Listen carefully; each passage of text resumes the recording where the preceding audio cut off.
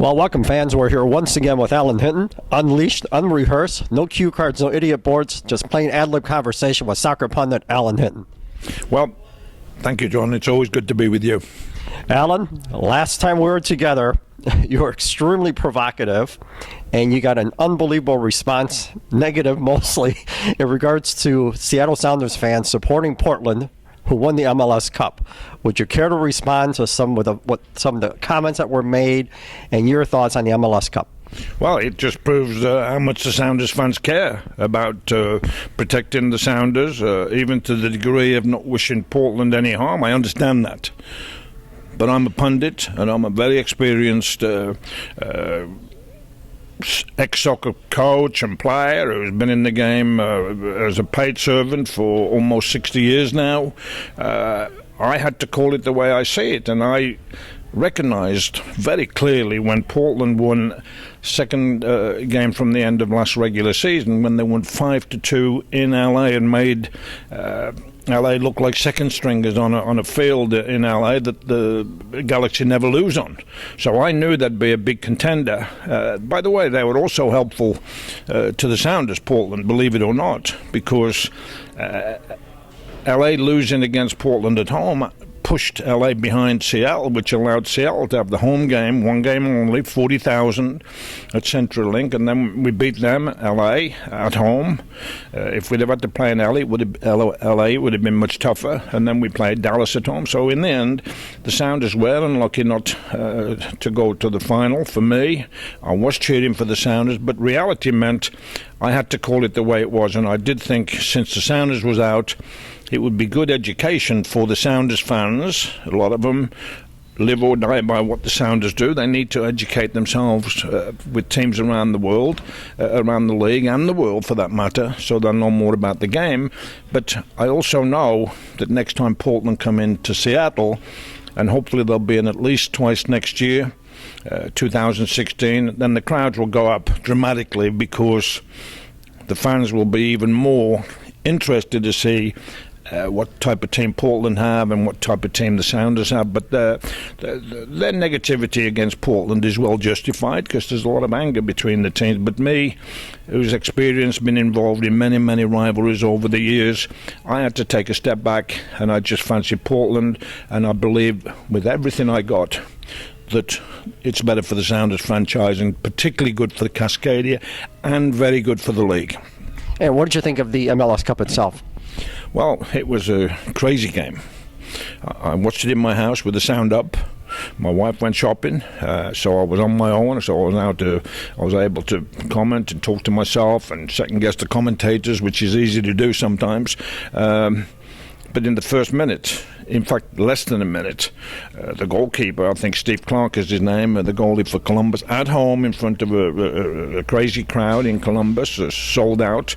He tried to control the ball, and then in went Valeri with a brilliant slide tackle. Nobody mentioned that. That was a brilliant defensive slide tackle. And then, of course, Portland's up 1-0 in the very first minute. Then the second goal, after about 9 minutes, the ball is clearly out of play by 1 or 2 feet, and the assistant referee missed it. I think it was Tashani. Stop play, as people are entitled to stop play when it's 2 feet out of play, and then in comes Wallace at the far post with a very good header. Portland's up 2-0. Then the game starts settling down, and you're wondering, okay, Columbus, what have you got to give here? They certainly didn't play like that. Are capable of playing. Kai Kamara, who did score, was invisible for most of the game.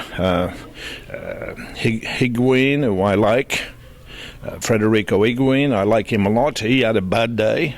So really in the end, and then Portland had a terrible goalie error, which Kai Kamara finally stuck in the back of the net. So really all 3 goals were errors. There was a penalty that should have been given to Portland for a handball.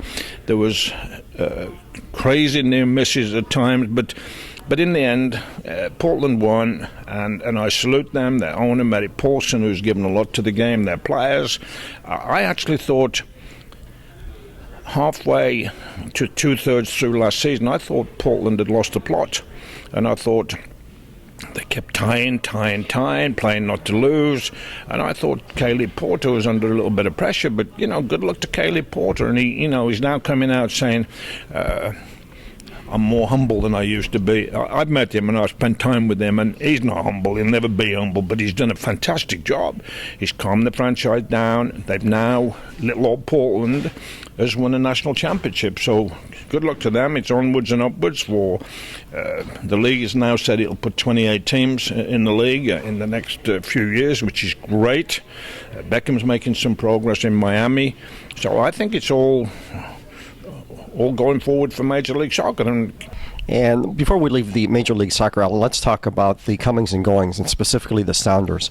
Were you surprised at any of the moves that were made or were not made in terms of which options were picked up and certain players where the options were not picked up? Not really, because Ziggy Schmidt, who's an honest man, and he and Garth Lagerway are working hard to reduce the high rate of the age average on the team. So Chad Barrett's gone, Lamar Nagel's gone to DC. I think it was a deal that was too good for the Sounders not to take with allocation money, and I wish Lamar Nagel well. He was a good servant last year and has been for 4 years. He played left side, that was his best position, but he went up the front for week after week after week, which is not his role, so I wish him good luck. But there's not sure about some of the older players. You're talking about Gonzalez, you're talking about Zach Scott, you're talking about Pineda, Chad Barrett's gone, of course, but those three players, will they be back? I don't know. Sometimes clubs put people on waivers to test the market, and in the end, if they don't get signed by somebody else, then they...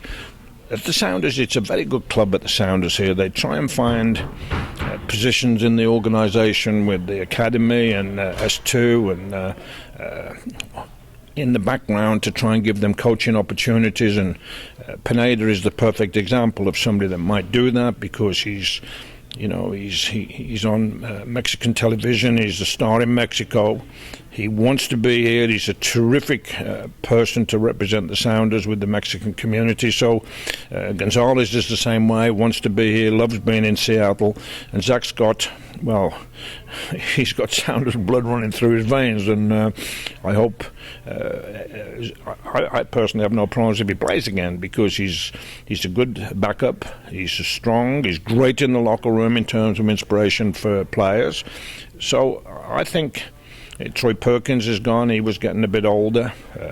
He might even find a job in some goalkeeping capacity as a coach. I don't know. But the Sounders like to reward old players. Troy Perkins was a model professional here last year. He didn't play much because of the excellent performance of Stephen Fry.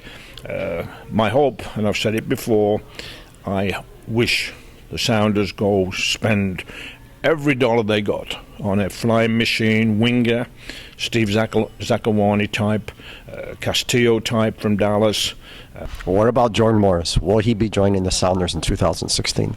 Well, my New Year wish for all the Sounders fans and the coaches and the ownership of the Sounders, and for Jody Morris and for me, who's a big Sounders fan, is it would be a wonderful Christmas and New Year gift if the Sounders could sign Jody Morris, because I think he's ready to come and stamp his name on Major League Soccer in his hometown that's done so much to help him get to where he is today.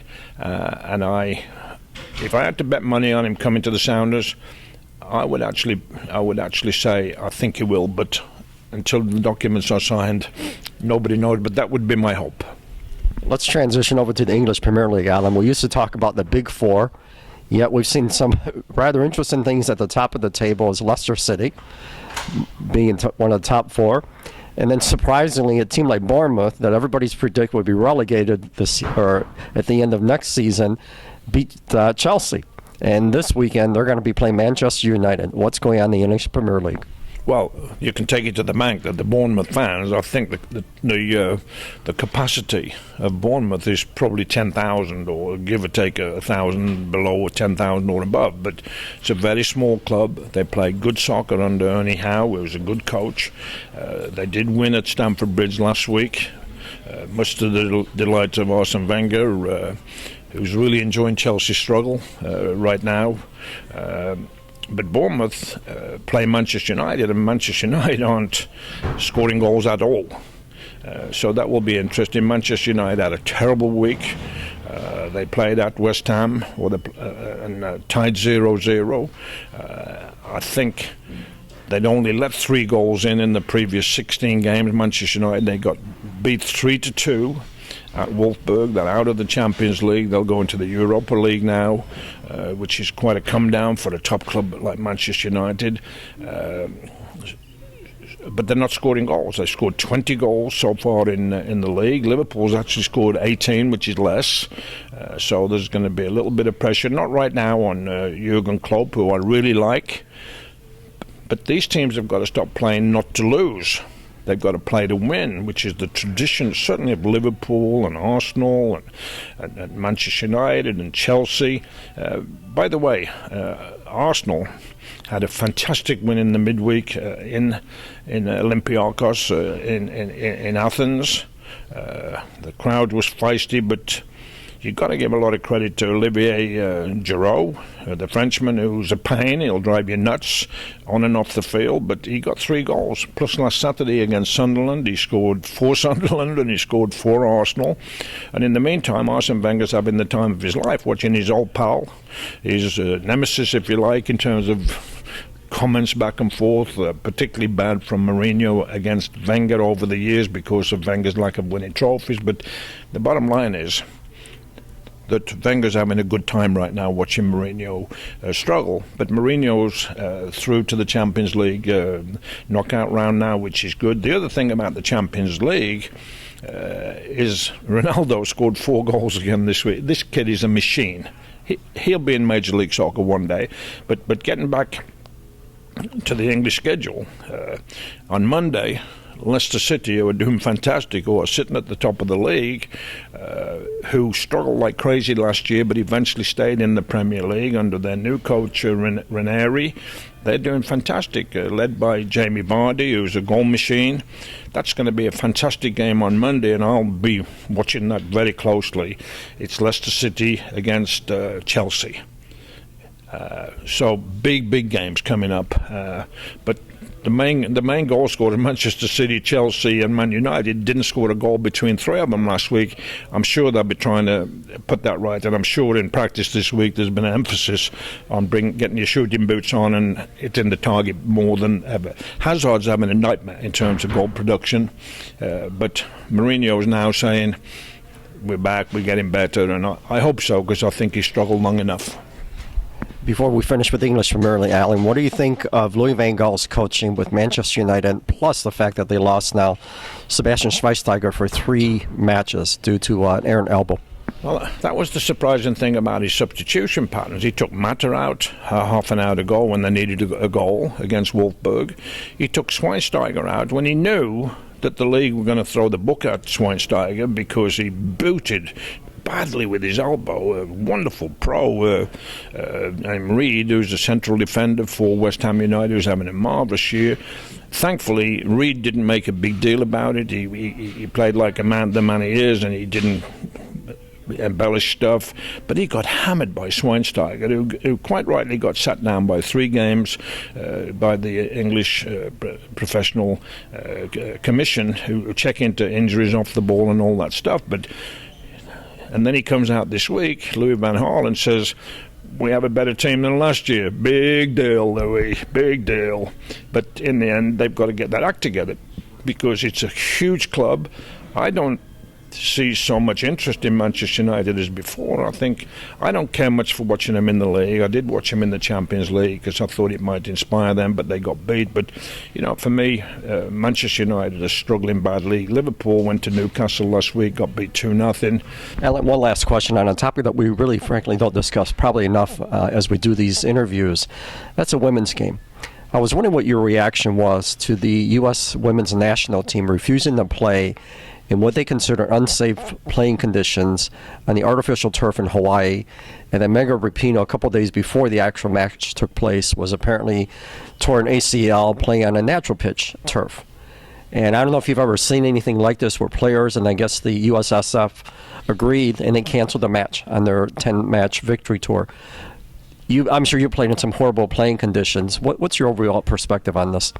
Well, I like the women's game. I watched them play. I watched the Seattle Reign play. I think they're very good. I even watched Seattle Prep, varsity girls, women's team win the state championship. Watched them play twice. The standard of play is going wallop like that, and I'm very encouraged by that. But part of me also thinks the U.S. national team going on this victory tour is a way to raise money to give the players some wages for all the work they do. Because they're second in the totem pole for certain women's soccer at the national team level. Now, as far as playing in Hawaii, how can they leave it till the very last minute? Don't they have somebody going around to check the field a week before, or local people on the ground that know what they're talking about? Not a friend of a friend of a friend, which is the downfall of the USSF for me at times. They need an expert to go in who's absolutely going to call it the way it is. Like when it comes to players, he can play, she can play, but forget about this. I know somebody and I know somebody. But the field, I was embarrassed. That was not a good day for the American women's team program when they cancelled the game. They have some bright shining lights there, no question. They're all going to get awards when the award season comes around, and they deservedly won the World Cup. But it comes over like Bush League when they have to cancel the game because I don't know whether the referee decided it wasn't safe or whether the women didn't want to play because of whatever. So, Major League Soccer plays on synthetic turf fields. What's good for the men should be good for the women as well. So when I was coaching, we played on horrible AstroTurf, which was like carpet on top of concrete at the Kingdom. And I had players who were sensational international players. I banned them from talking about the turf. I never made excuses myself as the turf. I did say, if you're a good player and your touch and your control is good, you're going to exceed your expectations when you play on this full surface, because it's not difficult. I played on terrible AstroTurf at Empire Stadium myself in 1978, and I got 30 assists, and I never once. And this carpet was breaking up. But today, modern day athletes, they always want, like the world of anything, everybody's got a negative, and I think we've got to start looking at the positives as the game is going in America, which has gone fantastic. Alan, thank you very much for your comments. We'll look forward to talking to you again, unleashed, again, unrehearsed. We'll look forward to our next session. Okay, well, we had a lot to talk about, didn't we? We did, Alan. Thanks again. Thank you to the world of soccer for giving us these tidbits, which is neat. Thank you, Alan. All right.